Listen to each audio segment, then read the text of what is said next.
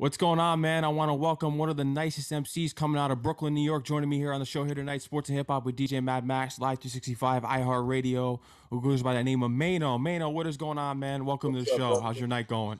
I'm doing absolutely wonderful. What's the vibes? Doing pretty well. Congratulations on everything that you've achieved, especially with the new album, The Lobby Boyz. Yep.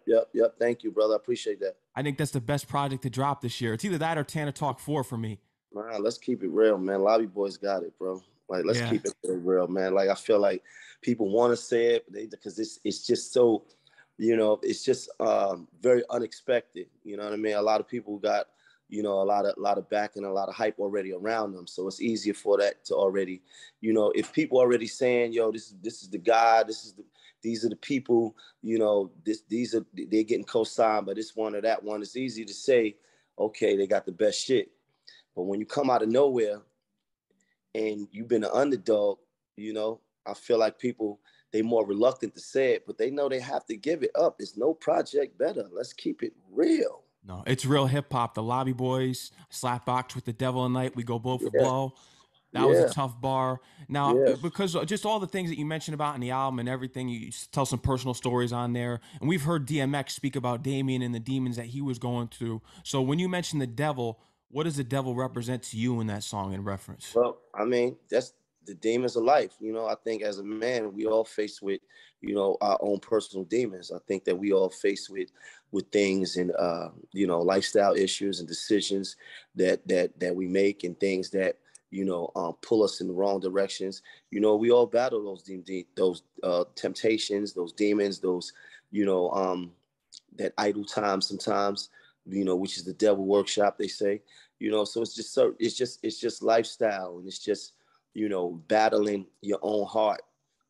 Sometimes you're going against your own self because you're great in one area, but then you sometimes being pulled in another. So that's what that is.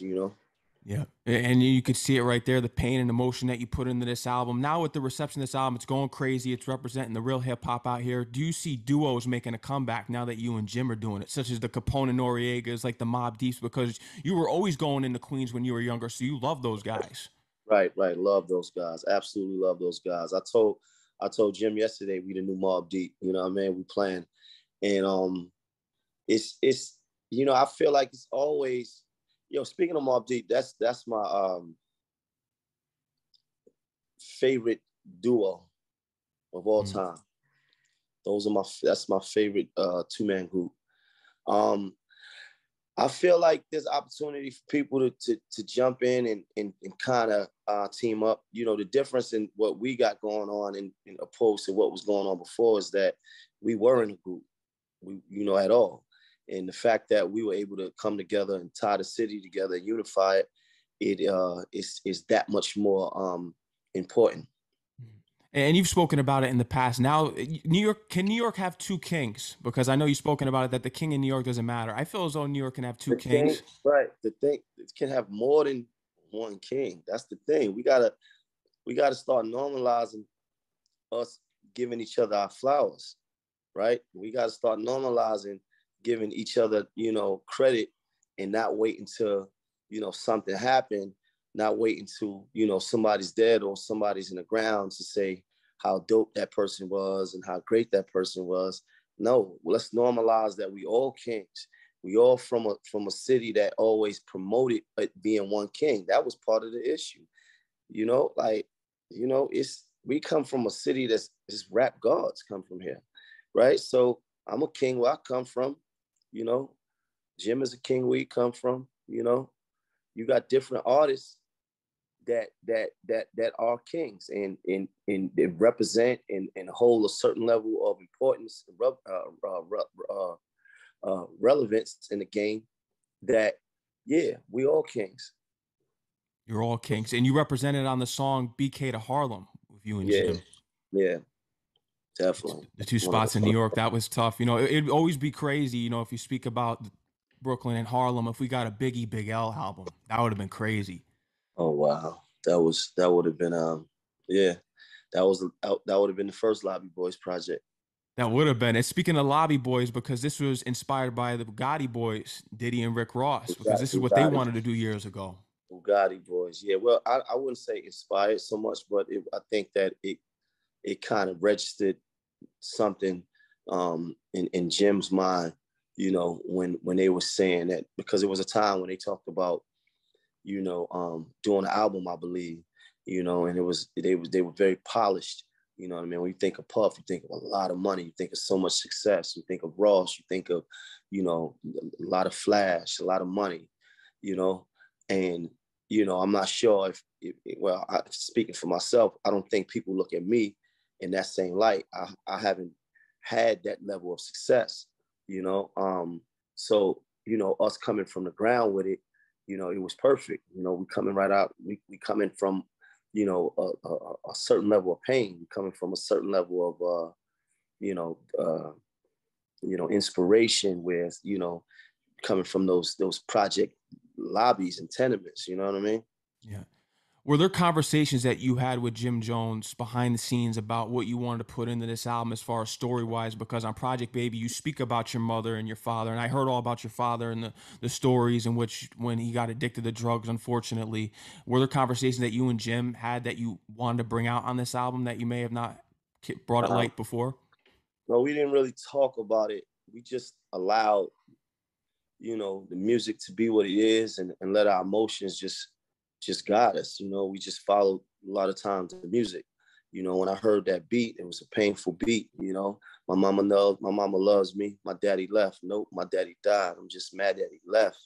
You know, and it just, you know, I wanted to tap into the, you know, to the story of a young black male. You know what that struggle was like. You know, having to deal with things, and, you know, having to grow up in, you know, in a place where, you know, drugs is prevalent and violence is prevalent, you know, so I wanted to touch on that. Something that really made you feel good about this project was when Fat Joe gave you that call and said that this was hard and he was on his sixth listen. Yeah. Fat Joe called me. A lot of people called me, man. I talked to Buster about it. You know, a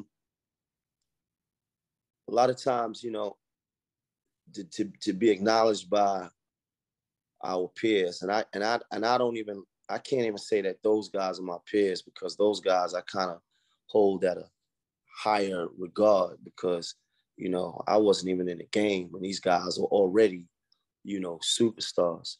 So to get that acknowledged from them, to the acknowledgement from people like that is still to this day, and I've been in the game for a while, but it's still tremendous for me, because I was just a fan. Absolutely. And Fat Joe, he's been around longer than Jay-Z. Right. Fat Joe is probably my favorite artist in the sense that what he's been able to represent, right? The fact that he is consistently reinvented, reintroduced, redefined, rebranded himself over and over and over and over again. That to me is so amazing, brother. Like it is amazing. Like he is certain artists are forever. He's definitely one of them. He definitely is. Just thinking about him starting out with Digging in the Crates, and then he can go do these hit viral mainstream records like Lean Back. Like, right, Lean Back was what, 15 years ago? Yeah. I'm not sure exactly when, but yeah, a long time ago. And, you know, he's just as relevant and just as prominent. I don't like to use the word relevant, but I would say prominent. He's just as prominent in today's rap game as he was 20 years ago, 30 years ago. That's crazy to me. Yeah, he's still got hit songs. He's got a hit show. He's got his own show, just like you. This is what I'm saying. Yeah, right. It's a beautiful time. It is a beautiful time, and just getting into it because you came home. I've heard all about your story, and we're not going to get too much into the prison thing. Just you got started in there once you were in the box, just to escape your mind with freedom. You were writing. You get out around 2003, and Right. that's when Jim Jones is going crazy with Dipset. So when did you first encounter and meet with Jim Jones and build this brotherhood? Well, me and Jim wasn't cool at first. You know, I feel like we didn't know each other. You know, I was in a different space mentally. I was coming out of prison. I was coming off the street. So I think that I thought that I had all the answers, and in the way that I saw the world. So we had a little friction, and it was due to me just, being, the person that I was at that point. But we always had mutual homies that was in between us. So, nothing ever happened. And once we clicked. It was like instant. It was instant. Sometimes you judge a book by its cover. You think like, but that's why it's not good to do that. It's not good to look at somebody from across the street and say, man, I don't like him. You don't know. You may talk to that man and you may find out that you and that man have things in common. You may find out y'all both like a certain thing. You may find out y'all both have come from similar backgrounds. You may find out that y'all have more in common than y'all do at odds. So it was like that. Once we clicked, we was clicking. It's been a very long time. It's been well past 10 years, and we've just been rocking.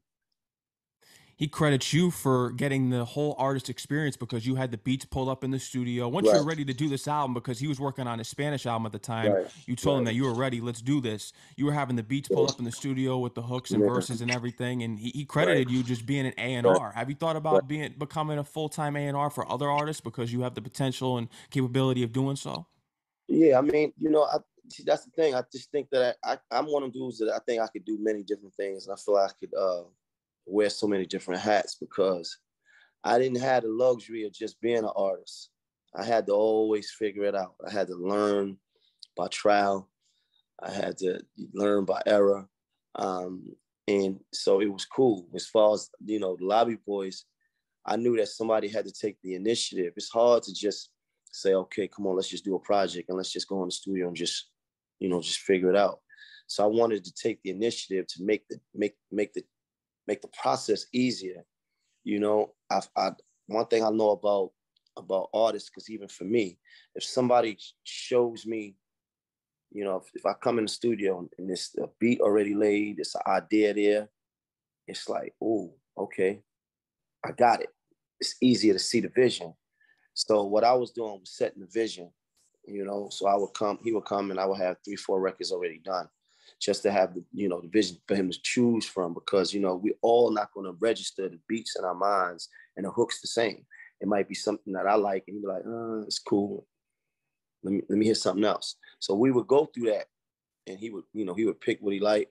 But then there was also a lot of times when we sat and we made music from scratch, like the Praying song with Benny the Butcher. We made that from scratch. The song with Benny, the song we did with Fab, which is No Bobby V. We picked that beat together with Fab. We did it from scratch. So, it was a lot of times that we just did everything from scratch. Yeah. Fabio was on house arrest when he made the contribution to Slide to your album. Fabi came in the studio about 1 o'clock, 12:30, 1 o'clock in the afternoon, and had to be out soon because he had to be home maybe about 8, 9. So that was a fun session because we was in there going crazy during that day. It was a Friday, matter of fact, and he came in and I had the beat for him. He said, "That's the beat." I wanted him to play. I listened to a couple beats. So I had like 3 beats that I knew that I felt like he was his vibe, and I had that beat, and he said, "That's it." I said, "That's it," and then we got busy. You got busy. Unfortunately, Jadakiss didn't make the album based on like time constraints and everything, but he wanted you to play in the song that you had for him, then play the album. But unfortunately, it didn't work out. So I'm hoping on the next project you get together. Yeah, because Styles P came in the studio and said, "Listen, play me the song that you want me on. Don't play me the album yet. Don't play me the album yet." Styles said, "Play me the song that you want me on." So I said, "Damn, okay. Well, I just started this song right here. Let me see what you think of it." And he said, "Ooh," he liked it. Jumped right on it. And then he stayed in the studio with me, and Jim came. He stayed in the studio all night, hung out with us, smoked, drank, listening to music. vibe. And that was the great thing about recording this album. Recording the Lobby Boyz project was probably my most fun in recording a project ever. It was never a dull moment. It was a lot of activity. It was just a vibe. Every artist that's on the project came to that studio with us and worked with us. Everybody. And did their thing, and it's really putting on for New York City here. And you've been doing it for years, because my favorite song from you is That Could Be Us. I remember being at the YMCA when I was like 10 years old, when I was beginning my DJ journey, playing that song. That Could Be Us. Yeah, that was a big joint right there. That was a big one. But we got to credit this by a song, Monsters Ball, because you give big credit to Cormega back in the day. Monsters Ball. Yeah. Cormega. Yeah. When I came home, Cormega put me on his album. I want to say, it was between him and K Slade that I can't remember which project came out first. Maybe Cormega's, Cormega was cool with, my Cody. We knew each other through reputation, and he showed love. And I came home, we went to the studio. He let me get on the joint, kept it. And that was probably the first album I was ever on. Wow. Ever. That was the same. I want to say that was the same year I came home. That was 2003. But K Slade had put out an album that year too that I was on. Rest in peace to the great DJ K Slade, who was a very, very integral person in my career.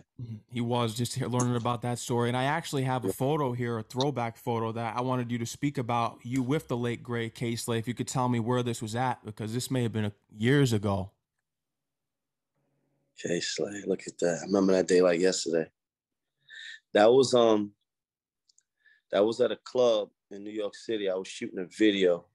I had a song. I had got signed originally to Universal, Motown Universal, and my single was supposed to be a song called Stomp, and on that single I had it was featuring Little Kim. So that morning we were shooting a club scene. I'm pretty sure you can pull the song up. You can pull the video up on YouTube. It's called Stomp featuring Little Kim, and we shot the club scene in the morning. I forgot the name of the club in New York. It was in Manhattan. And, and I had this relationship with Slade by then that, he would support anything that I had going on. And this is when I was making my way up off the mixtapes and the DVDs into a more mainstream, artist. And so that's what that was. That was me that morning and him, sitting around while we were shooting a video. Smack DVDs as well. That was what introduced you to the world in the hip hop game.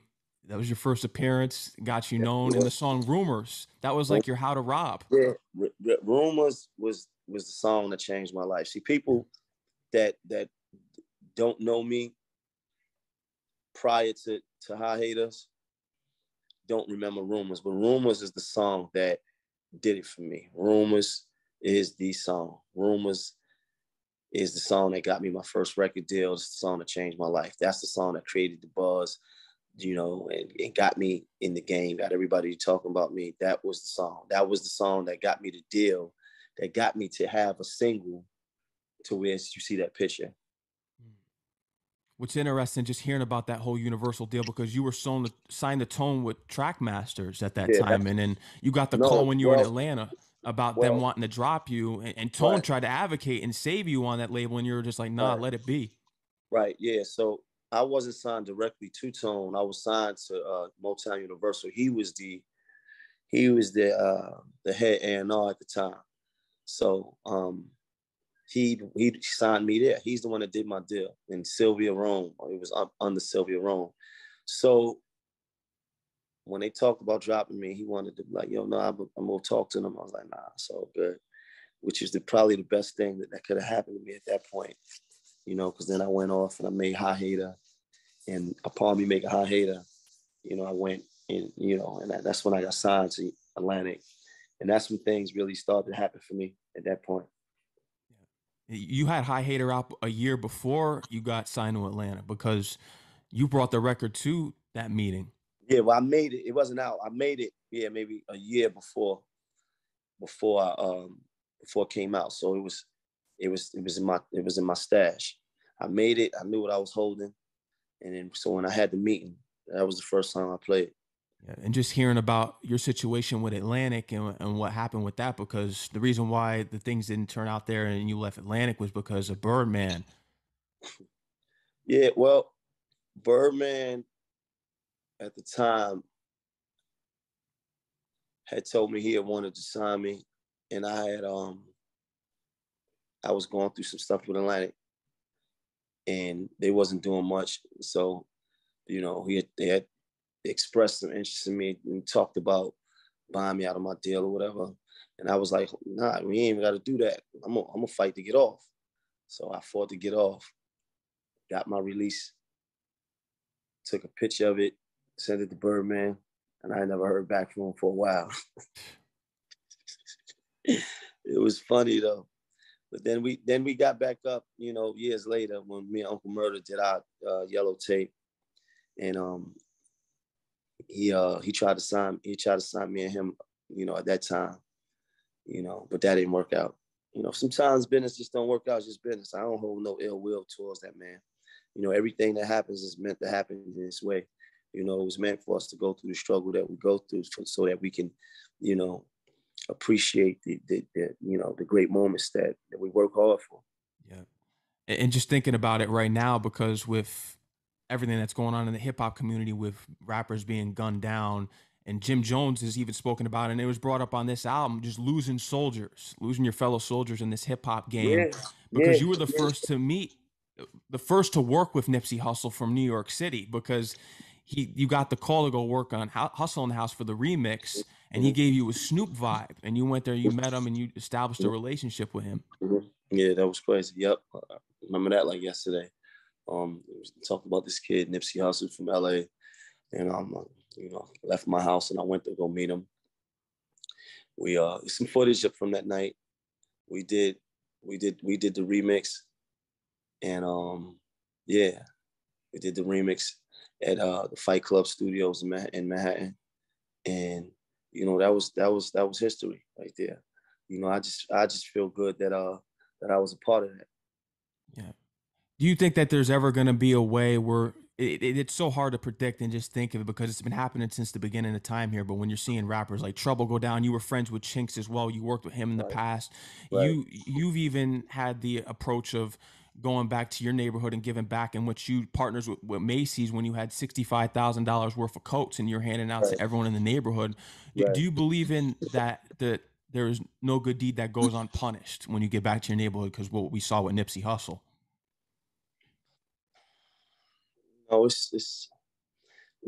No, we always want to show love to our neighborhoods. We always want to give back. We always want to feel the love, and I will say that it is a lot of love where we come from, but there's always that element, of people that's dissatisfied with themselves, hate themselves, so they hate you, hate what's going on in their own life, so they want to, maybe take it out on you because things are not going that well for themselves. You got to think, most miserable people are not doing well. You understand? It's just they're miserable. Like, you might have a couple of miserable rich niggas, but you wouldn't know because they got other devices, they got other things to do. The fact that, in our neighborhoods, you just have this element sometimes that, just people just are just dissatisfied. So it's always danger. It just is. We're talking about all these artists who died by gun violence in one situation or another. Yeah, it's unfortunate. And just getting into more about your story and just everything that you've accomplished. Today is Tupac's birthday. You played a role in All Eyes on Me a few years ago. You played as the shooter portraying the guy who shot Tupac at Quad Studios. Yeah. Yeah, definitely. You know how many people mad at me about that? In the lobby. Man, I used to love you, but you shot Tupac. I said, damn, man, yeah, crazy. It's only a movie. It's only a movie. But Tupac was a big inspiration for me, though. Yep. He was your favorite rapper, but you've called Jay-Z the GOAT, though. Of course, Hov is the greatest, hands down, living. The greatest ever. Hands down. Musically, greatest ever, or is it the whole empire? Is it everything? The whole everything, you know, because it's just can't separate the music from the business acumen. You know, it's what he represents, the story, the inspiration that he's given all of us. You know, when I ride by Marcy Projects, I say, damn, Hov came from here. And Marcy Projects is right there, right up the block from where I come from.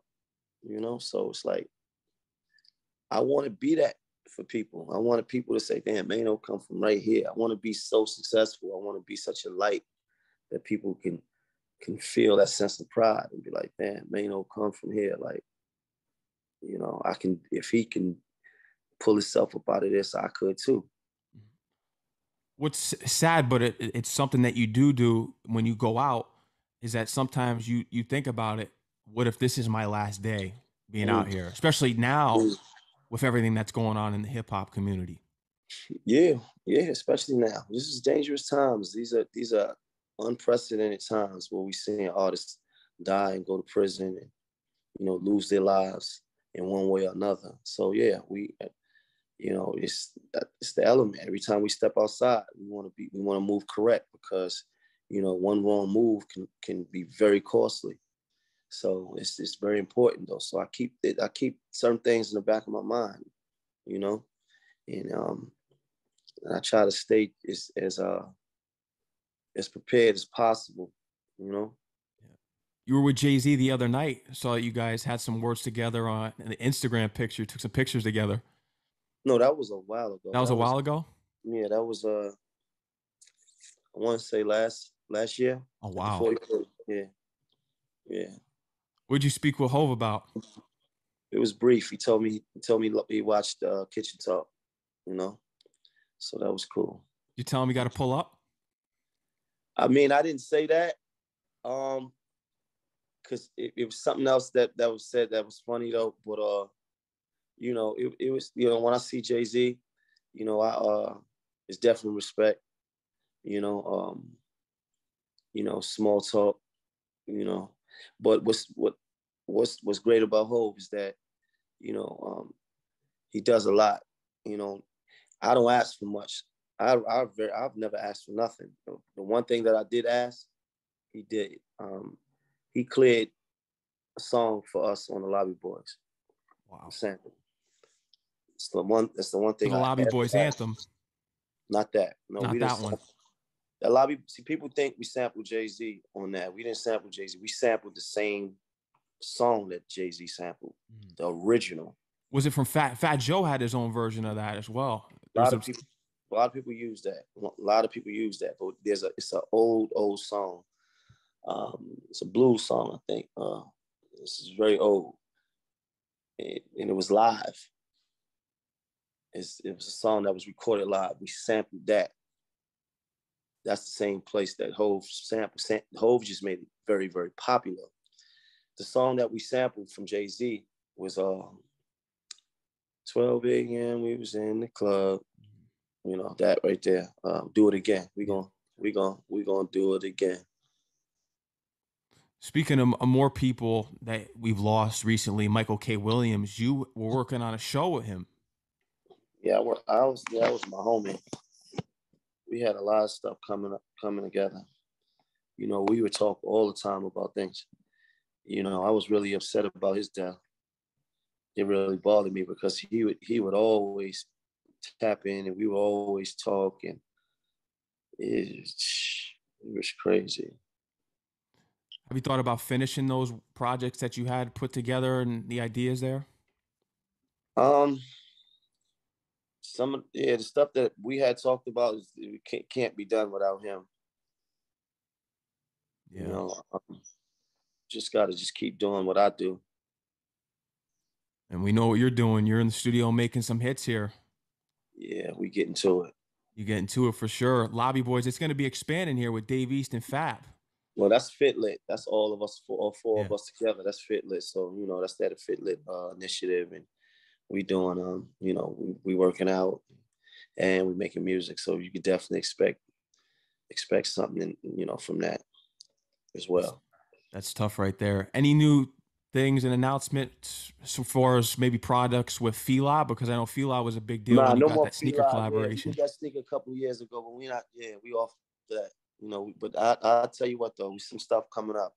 I'm gonna let you know very soon. Hopefully some Ewings. You never know. You know, oh, we got a hint there. I appreciate you though, bro. Yeah, man. Maino, I want to thank you for coming on the show here today to end the show because you are a Brooklyn, Queens guy, just going to Queens all the time. I'm Brooklyn. You're from Brooklyn, but you love Queens. I do love Queens. I do. I got a lot of love for Queens. What is the top Brooklyn, Queens collaboration in hip hop of all time to you, as far as two MCs go? Oh, Brooklyn and Queens. Life's a Bitch with AZ, Affirmative Action. So I would have to go with Life's a Bitch. And then you die. When you get high, yeah, Life's a Bitch. AZ and Nas. Yeah. AZ and Nas, you have it right there. Maino, anything else you want to let the audience know, especially what you got coming up with Kitchen Talk? Man, only thing that they need to know is Lobby Boyz is out right now. Stream it. Lobby Boyz Tour. Coming soon. Shout out to DJ L Nice for setting this up. I appreciate it. Appreciate your time, man. I want to thank you for coming on the show, Maino. I enjoyed our time speaking with you. Keep doing great things for hip hop and putting on for New York City. Love, bro. They can follow you on Instagram at Maino Hustle Hard. That's right. Take care, Maino. Enjoy the rest of your night and stay safe. Love. You too, bro. Peace out, man. Peace.